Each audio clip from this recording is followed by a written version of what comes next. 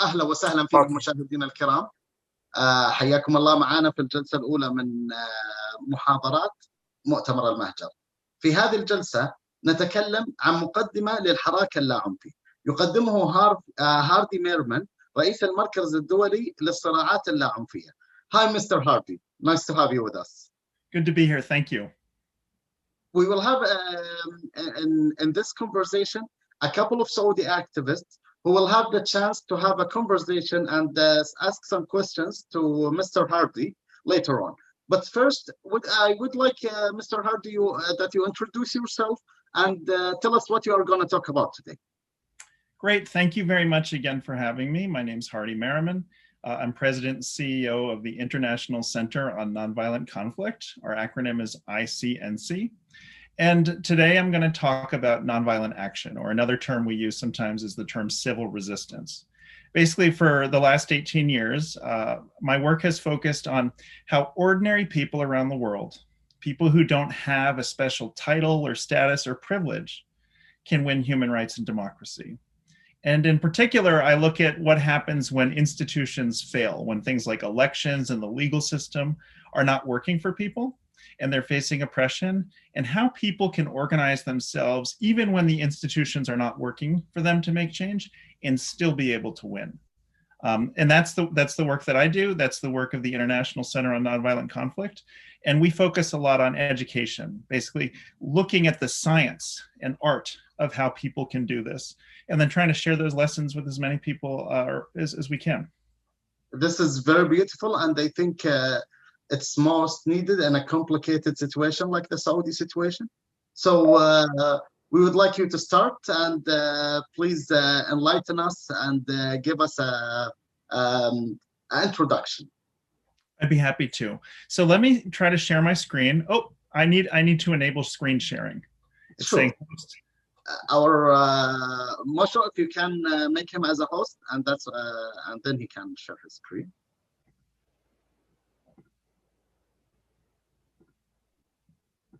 I was reading about the squatting movement in the Netherlands, and there was the non-violence techniques was the most effective technique they got into changing in a country like that.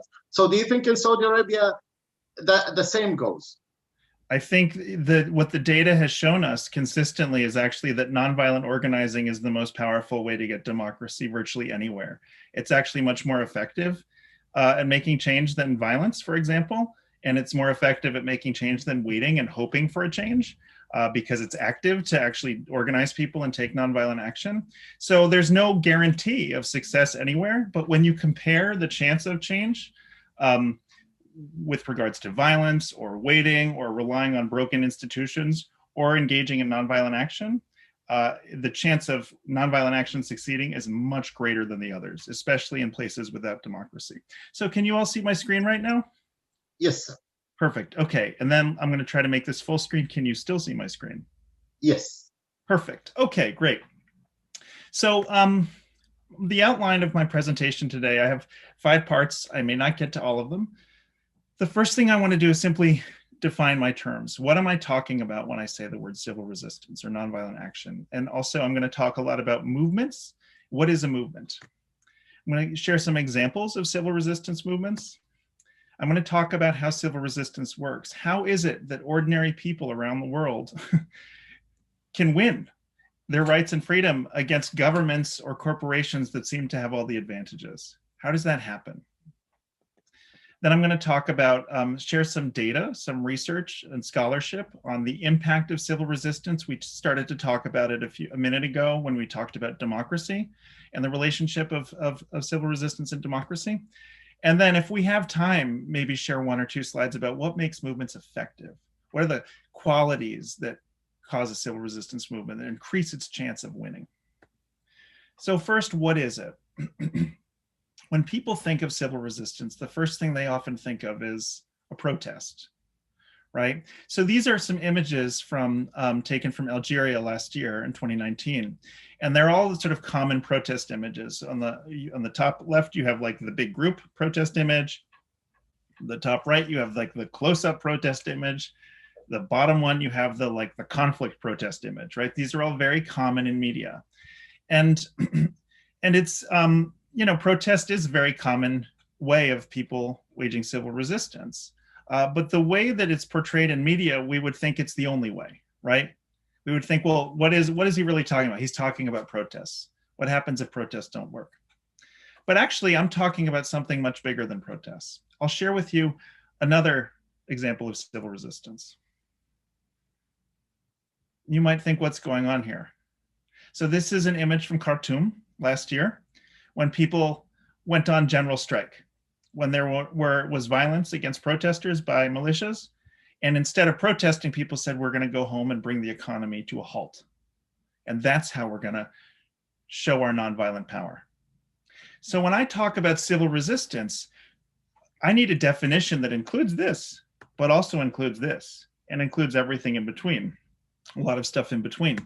And so here's a basic definition that we use that's used a lot in sort of social science and scholarship.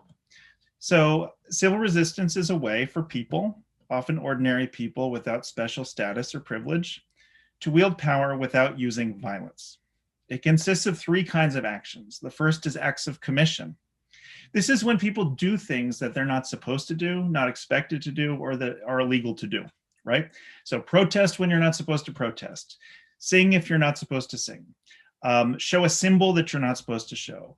Engage in different kinds of social or political or economic behavior that is not expected or is not supposed to happen, right? So there's a wide range of ways people can do that. The second is acts of omission. This is where people don't do things that they're expected to do or supposed to do or required to do. So you're supposed to want to go shopping. You're supposed to put your money into banks, for example. You're supposed to show up at work at a certain time or be a student. You're expected to pay your utility bills. You're expected to do all kinds of things, to work a certain way, or to obey certain cultural norms or otherwise. And so acts of omission are where people strategically shift and change their obedience patterns. They don't. So for example, in Khartoum, where we showed the general strike. And then the third is a combination of both. This is where people sometimes, for example, create what we call alternative institutions. This is where people might create their own organizations, their own educational organizations or economic self-reliance organizations. The creation of that organization is an act of commission, and the act of omission is that people start to shift away from certain ways of being towards this new alternative institution.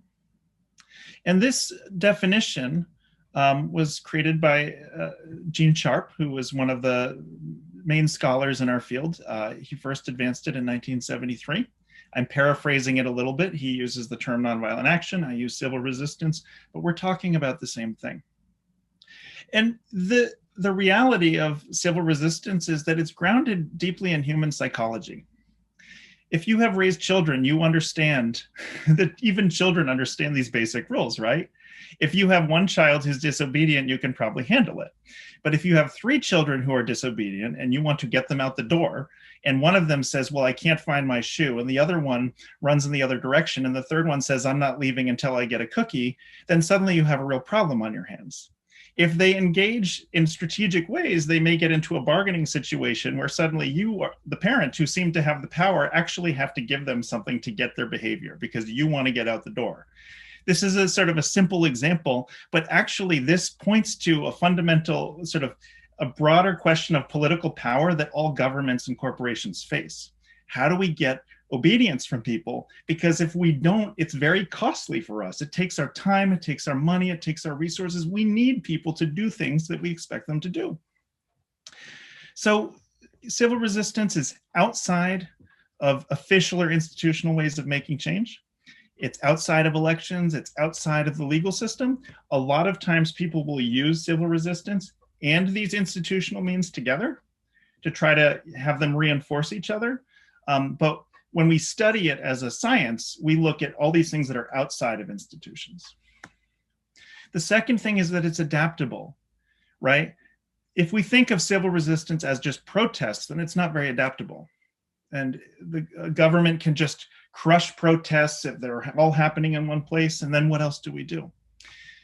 But if we think of it as, okay, there's a whole bunch of behavior that we're expected to do. What are the ways that we can shift that are going to exert influence and power, social power, economic power, political power, and be very costly for the opponent to try to stop? Then we can imagine a lot of different adaptations. And then the third point, which I'll come back to later, is that the premise of civil resistance is that the power of elites and institutions is based on cooperation and consent. If lots and lots of people do not obey and start to shift their behavior in strategic ways, it is very costly to try to get them to go back to the way you want, that the government or opponent wants them to be. And so this is a source of power for movements.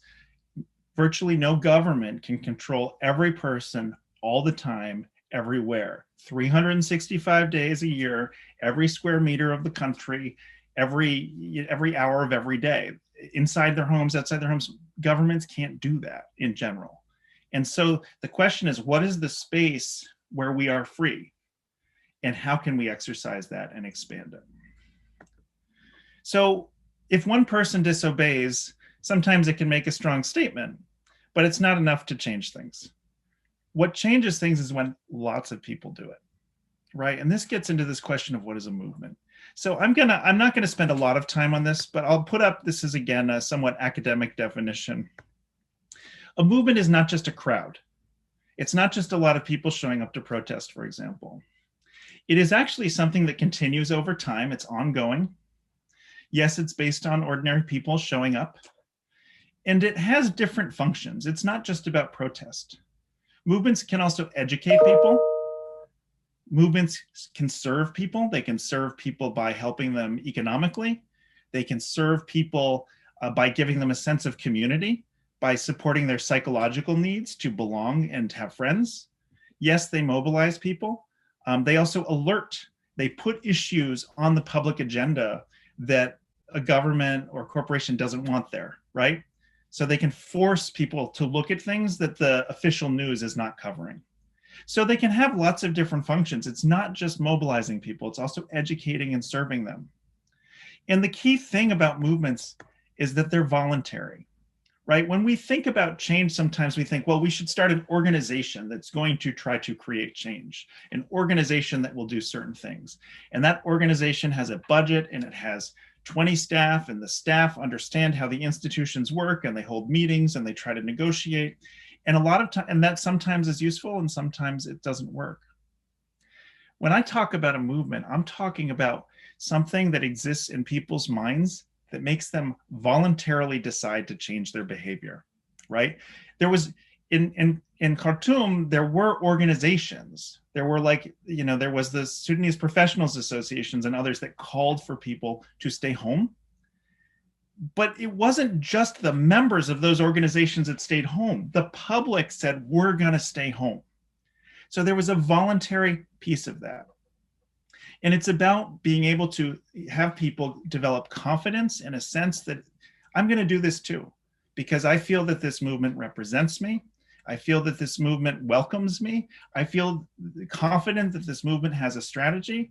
And so, you know what? When the movement calls for a boycott, I'm going to boycott too. When the movement calls for this kind of action, I'm going to do it too.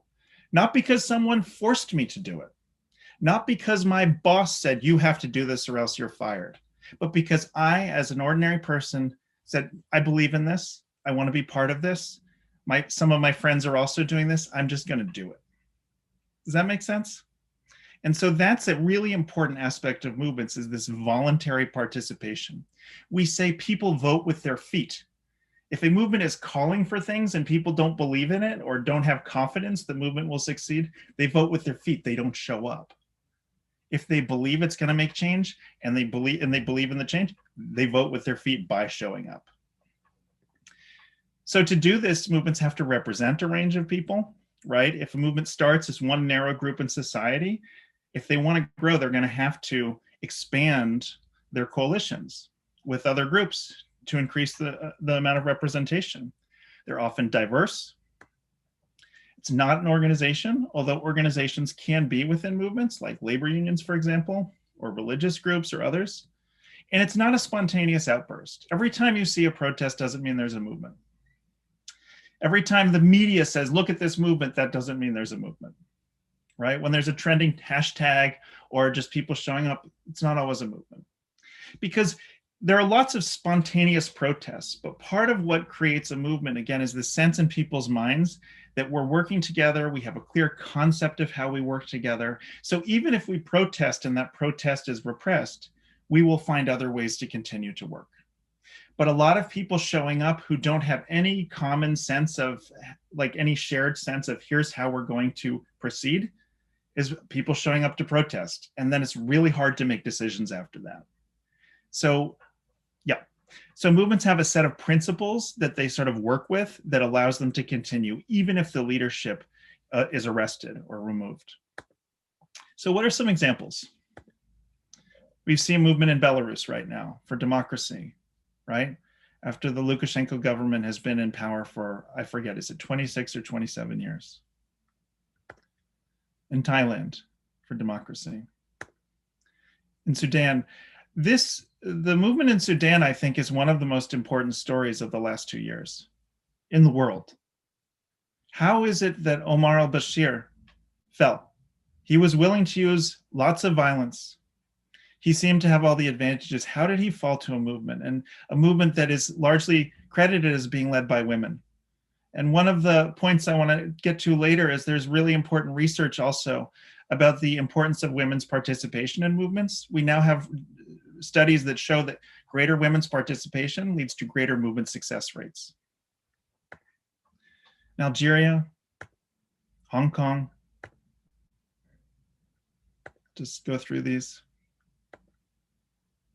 And this is just a sample of cases around the world over the last couple of years. And so when we track the number of new movements, we actually see a real clear trend. This is great data coming from Erica Chenoweth, who's a scholar at Harvard. And if we look at this graph, what we can see is that the solid bars are new violent movements that are trying to change a government. And if we look at the bars with stripes, those are new nonviolent movements that are trying to change a government. Look at the number of new nonviolent movements over the last 2 decades.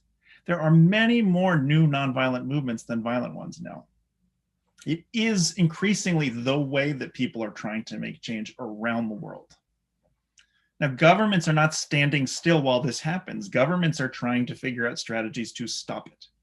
But I will guarantee you this, every government is scared of this graph. Governments are, in general, much more effective at defeating violent movements than they are at defeating nonviolent movements. They are more scared of people organizing and doing nonviolent actions. It's very hard if you're relying on police and soldiers to have enough police and soldiers to try to stop people all over who are nonviolently disobeying. But if there's a violent insurgency, they can find those people and try to track them down. And usually the government has more military power and it's easier for them. So autocrats, authoritarians are more vulnerable than they show, and they are all concerned about rising nonviolent action. So how does it work? We talked a little bit about this before. We have to look at the concept of power. The concept of power that we get, at least I mean, I've not been everywhere. It's in the United States, the concept of power we get is often that it comes from the top down.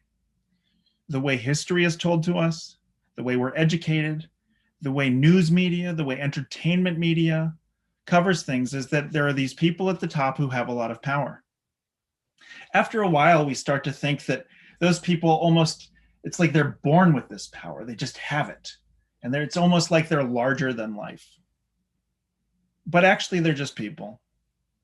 And they're vulnerable because they depend on obedience. There's a saying that the followers create the leader.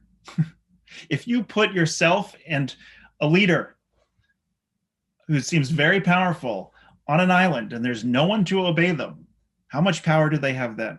They're just another person. So, but there's this view that elites, they're at the top of society, that the power structure doesn't change, and that if you have control of resources, control of information, and the capacity for violence, you are at the top of this triangle. And then in opposition, the only thing they can hope to do is, you know, use an election or try to use violence to try to get their person on the top. That's the conventional view. And this view of power helps people who are at the top already, because what you at the bottom don't have is control of resources, information, and the capacity for violence, or at least they want you to think that you can't control any of that. So like, we have it, you can't challenge us. And so they will do things that are, you know, these arrows going down that create policies. And then the population is very confused. How do we stop this? Or very depressed and demobilized and lacking confidence. And when people lack confidence, they hesitate. And when they hesitate, they don't act. And when they don't act, they don't exercise power, and the cycle continues. So this is the traditional way that power is viewed. And when we see it, then the actions of this guy, for example, are really important, right? What's going to happen in Sudan? Well, let's look at what Bashir says. The view of nonviolent power is that it comes from the bottom up. It resides among all people, from the people who work in stores to the people who work in factories, from the people who are engineers, from teachers, students, lawyers. Yes, the police, yes, the military, yes, the media, but also the janitors, the builders, all over. The people who don't have a job in society that gets paid, but the people who work at home and take care of the home. All these people have some form of power. They're all expected to do things that creates this sense of stability in society. And from this view, power is actually very fragile. If you can just get enough people shifting it in strategic ways, their behavior, you can actually shift the balance of power in society. In the basic view, and so if you take this view, then actually what's happening in the street or in people's homes is really important.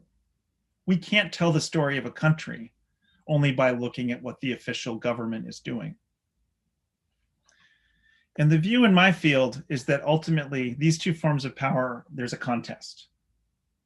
Now, some people will tell you, well, if the conditions in your country are bad, there's probably nothing you can do.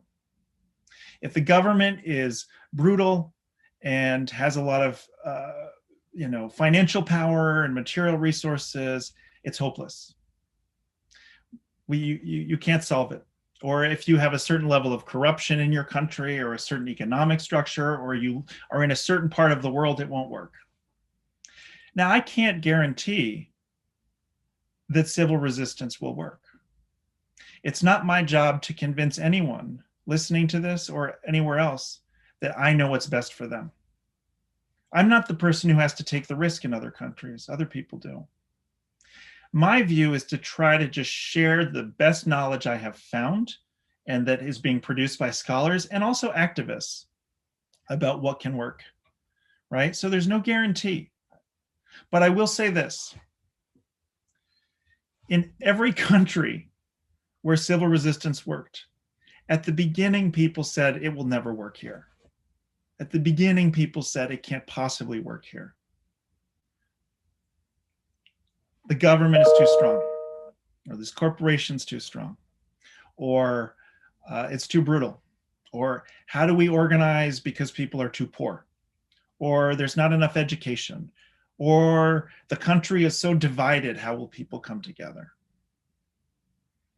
And yet we see again and again that people find a way. So I'm not sure about the conditions in any one country. I can only say I'm not sure that anyone else is either, whether those conditions can truly stop it. Because in lots of countries, it looked like it will never work, and then it did. So this brings me to share some of this social science research that I think is really important. So the first research finding I'm going to share with you is that what I'm saying, civil resistance, is in fact powerful. So a funny story is that in 2006, my organization, the International Center on Nonviolent Conflict, held a conference. And it was a conference for professors about how to teach about civil resistance, where they were going to share how they were doing it. We were going to share how we do it, share educational resources. And there was a graduate student who came, PhD student who came, who was very skeptical and said, look, you're sharing examples of how nonviolent movements won. I can share examples of how they lost. You know, I'm not sure I'm convinced of what you're saying, which is a very reasonable thing to think. And so what we ended up doing, this person, Erica Chenoweth, we ended up supporting her doing quantitative analysis, basically statistical research into 100 years of nonviolent and violent movements to compare effectiveness. And in 2011, this brought this book, Why Civil Resistance Works. And here was one of the main findings. So Erica Chenoweth and Maria Stephan looked at 323 violent and nonviolent movements, or campaigns. They called them campaigns, over 106 years. And they found that the nonviolent movements succeeded 53% of the time, and the violent ones succeeded 26% of the time. Now, I know where people go with this. People say, yes, but that's because the violent movements were up against tougher opponents, or they were up against tougher circumstances. It's not true. They tested for this. They found that the average nonviolent movement developed in a slightly more authoritarian government than the average violent one. So you can't look at the condition and say, we found it. No, that's not what they found. They found that even when the government's really tough, that the nonviolent movement still succeeded twice as often. And they were looking at only movements that were trying to change governments, or they didn't look at just movements that were looking for a particular policy change. It was movements fundamentally trying to change a government, or expel a foreign occupier, or get self-determination. They were trying to fix for really hard goals where you'd think, okay, like what's the toughest goal you could go for? How do nonviolent movements work?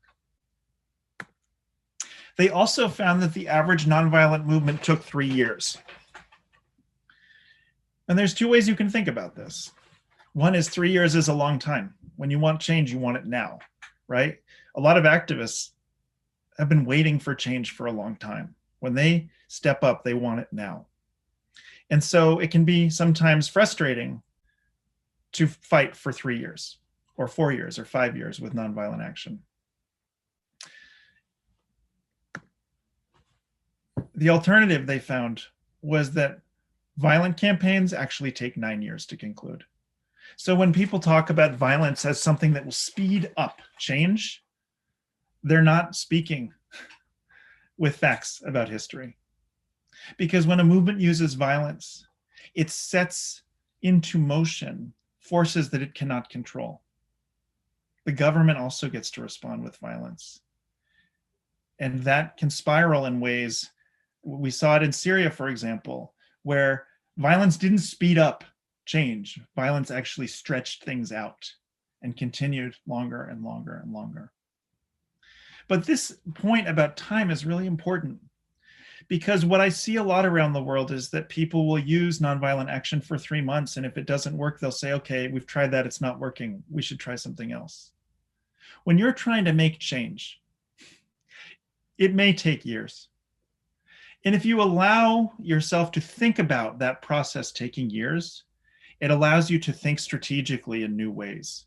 Okay, where do we want to be next year? Where do we want to be the year after? Where do we want to be the year after? Gives room for the imagination, gives room to really create strategy. If you're thinking we have to win in 3 months or that's it, all you have time to do at that point is react. It's really hard when you have it has to happen really quickly right now to think strategically, because there's not enough time. So when people make change, it's important to think a little bit longer term. Okay. Coming back to the second thing, coming back to the point earlier about the time it takes for civil resistance to make change. or excuse me, the outcomes. When a nonviolent movement succeeded, they found that 57% of the time it created a democratic outcome. When a violent movement succeeded in changing a government, it led to a democratic outcome 6% of the time. So a huge, huge difference here, right?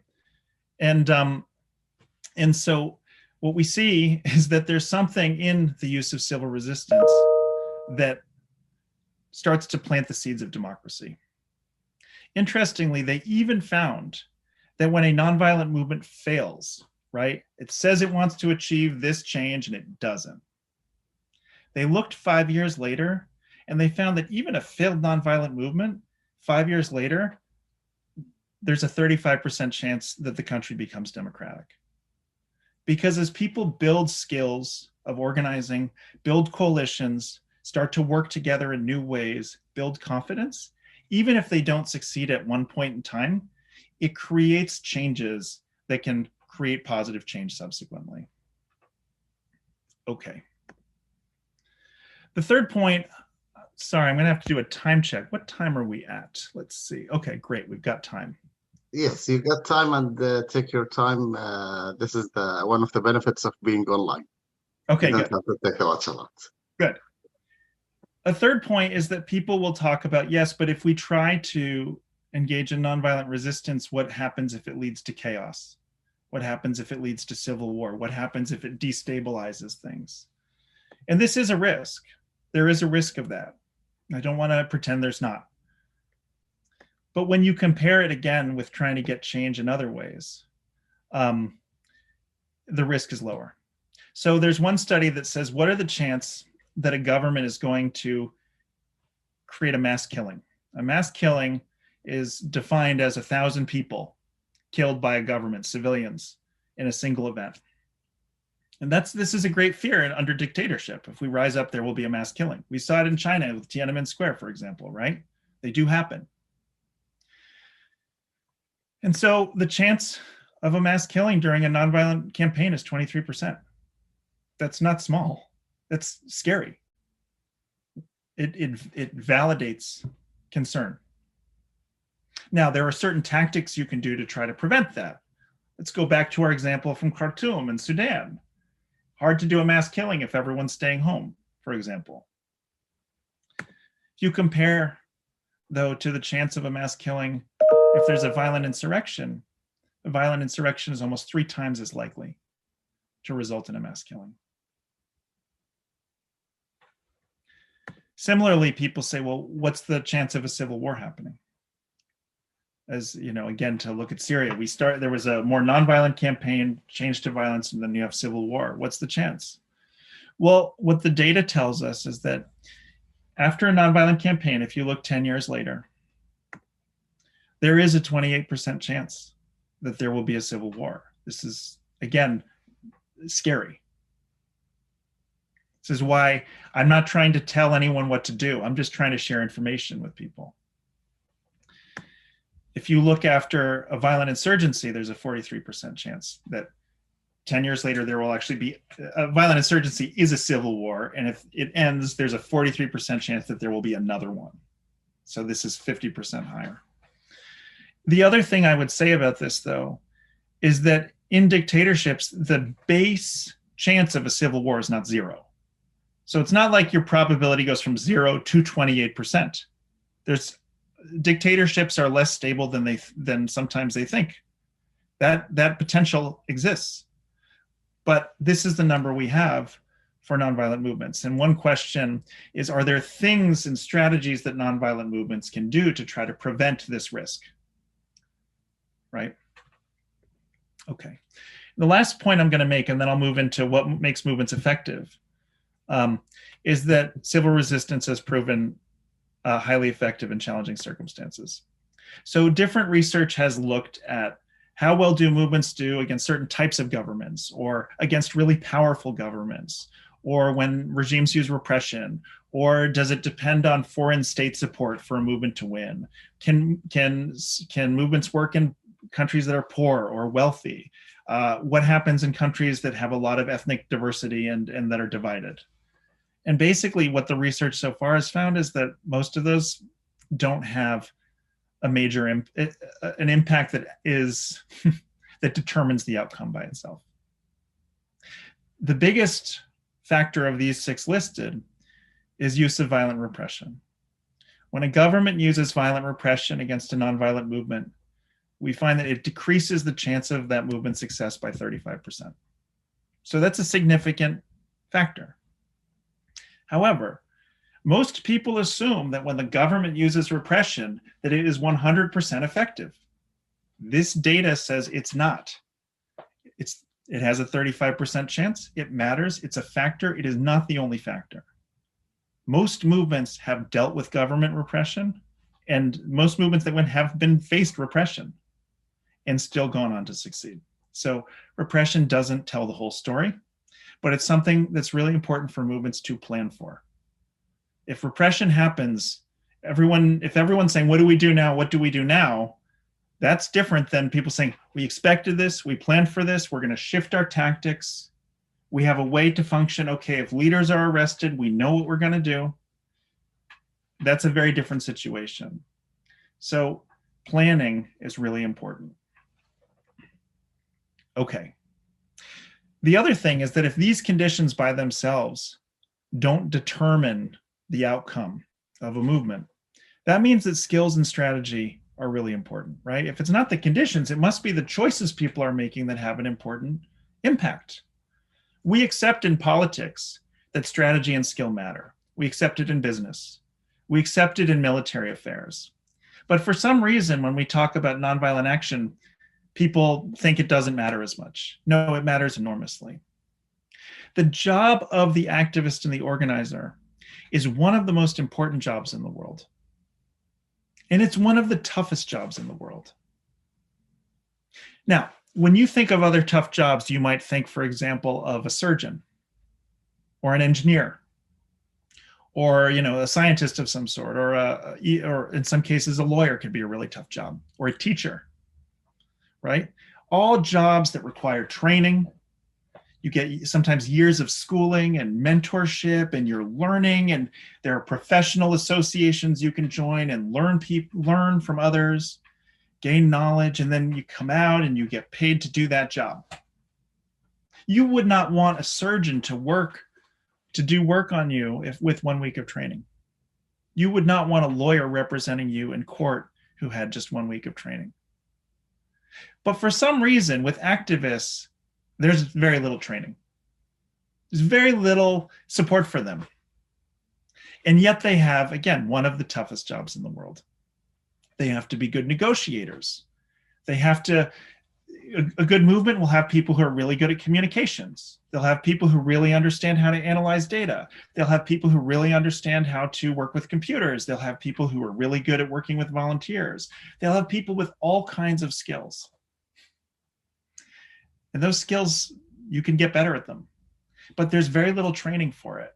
So one reason why my organization exists is to create this educational infrastructure to try to support people's knowledge. And it's really unfair. If you want to be an activist, why is it that you have so little educational infrastructure available for you when every other profession has so much? It's kind of strange, but I don't think it's an accident. Right? It's hard to even get paid to be an activist. Many people, and this sort of goes to show what so many people have achieved. The activists in Sudan, look at what they achieved. They did training. They did as much learning as they could, but there was no university to say, here's how to do it. They learned on their own in their spare time, and some through experience, some by reading, some through all kinds of experiences. And that's been true in every country. And so I say this for 2 reasons. One is other people have done it even though there's not a big structured learning process available to them. At the same time, if you're going to try to make change, it can be helpful to treat it like a discipline. I'm going to take this seriously. I'm going to read a bunch. I'm going to really try to study this because those skills matter. And I'm going to come to the last point here about what makes movements effective. There are many different things. I'll focus on 3 key attributes: unity, strategy, nonviolent discipline. Now, there are many aspects of unity, and I'm going to focus on one. I said I would talk earlier about some research about the role of women in movements. And so here, I'm going to show, this is research done by Erica Chenoweth, where she looks at women's participation in movements and success rates. And so if you look at the bottom of that graph, that relates to her as a researcher looking at movements where people are mobilizing and she's not seeing women participating. And then on the left, you can see the success rates. And so you see when fewer women are participating, generally the success rates are lower. That gold line at the top refers to extensive participation of women that she could observe as a researcher. And she finds, again, the greater participation of women, greater potential for success there. And that's a really important thing. Governments try to keep people divided and separated, try to keep people in different, in part because that prevents us from coming together. And it could be along gender lines, it could be ethnic lines, could be religious lines, could be socioeconomic lines. But movements have to overcome this challenge of how do we unite ourselves. One other point from this research is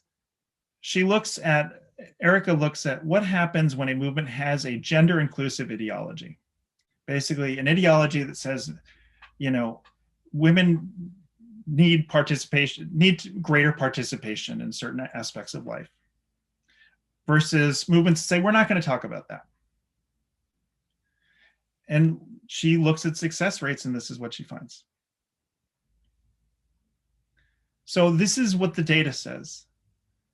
Again, I see it as my role simply to share it, as this is social science.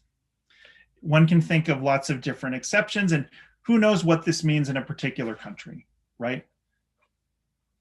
And how a country is going to have a message that has the right balance to it. But this is some of the key data on unity. Talk about strategy. One way to think about movement strategy is that there's 3 levels. The top is vision. Basically, this is the mission. What does the movement want? What is it for? And what is it against? Right? It's easy for people to unite around what they're against. Most people can figure out, even if we have lots of differences, we don't like being repressed. We don't like this kind of behavior of this government or whatever. But also, can a movement also define what it's for? What's the future that it wants to create? What would that look like? So that's vision. The second is campaigns. Campaigns are these intermediate goals.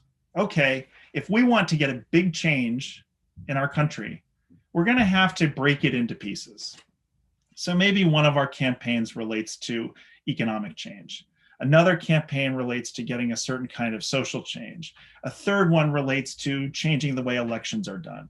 And these are going to build on each other to achieve the vision at the top, right? Breaking it down into pieces. And then the third level is tactics, the things that we actually do. Now, the strikes or boycotts or protests, you name it.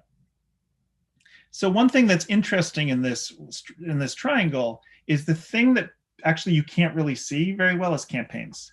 Like a movement can talk about its vision. A movement can do tactics and you can write about it. But these intermediate goals in between these campaigns are something that oftentimes movements don't focus on as much. Because it's like, what is a campaign? Like it's a goal and it's sort of a way of thinking about how to get to this goal in the middle. It's hard to write a newspaper article about it. A newspaper will focus on what does the movement want, vision, and what is it doing, tactics. But if you only have tactics and vision, you miss this whole key of strategy, which is what are the steps to get there? Really important. And the way effective movements create tactics that support campaigns, that support vision. If you don't do this, there's a risk that you get lots of tactics with no strategy. You get something that looks like this. Each arrow represents a tactic or a message or a goal people have. People are doing all kinds of things. We're protesting here, but some people are protesting for this reason. Some people are protesting for that reason. Other people are doing a stay-at-home strike. Other people are trying this. Some people started throwing rocks and breaking, destroying some property. And suddenly you have this thing that basically says, we're angry, we want change, and it's not clear. It captures a lot of emotion, but it doesn't always lead to change. And there's a saying, tactics without strategy is the noise before defeat. So when I see on the newspapers that people are gathering to protest, I don't become immediately hopeful. Because I don't know, am I looking at this? Or am I looking at this? You can't tell from the picture. You can't always tell from the way the journalist writes the article. We don't want to copy this. If we see this in another country and we say, oh, look at what they're doing, now we can do it. We might be missing something. Because again, if all we see is the action without the strategy behind it, it can be very challenging. Every place has to come up with its own strategy because every place, every people has their own particular circumstances that only they know. Outsiders like me can't know it.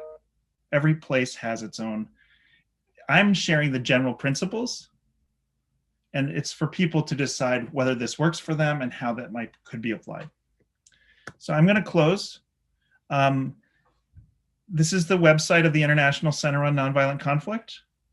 And we have a lot of also resources in Arabic, if you're interested. And I've got a link to that. It's very easy.